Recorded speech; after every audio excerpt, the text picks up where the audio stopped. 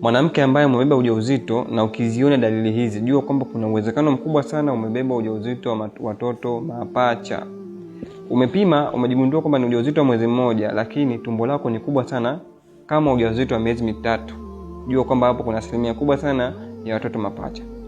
Lakini pia kichefuchefu unachokiona mwezi mmoja ni kama ujauzito wa miezi mitatu. Jua kwamba hapo pia kuna possibility ya kuwa umeweza kubeba watoto mapacha.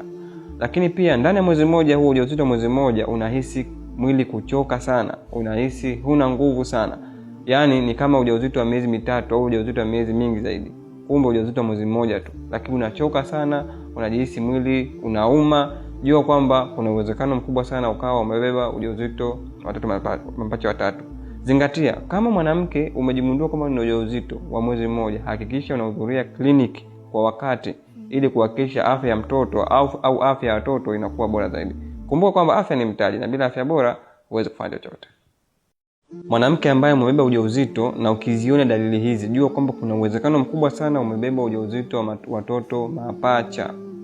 Umepima, umejigundua kwamba ni ujauzito wa mwezi mmoja, lakini tumbo lako ni kubwa sana kama ujauzito wa miezi mitatu.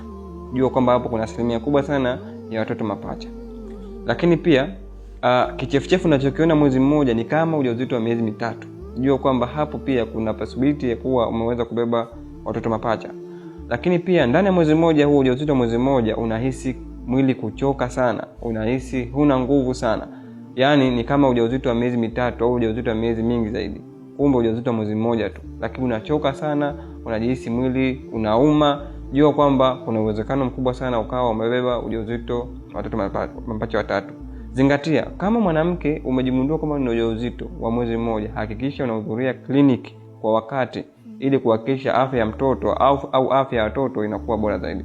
Kumbuka kwamba afya ni mtaji na bila afya bora huwezi kufanya chochote.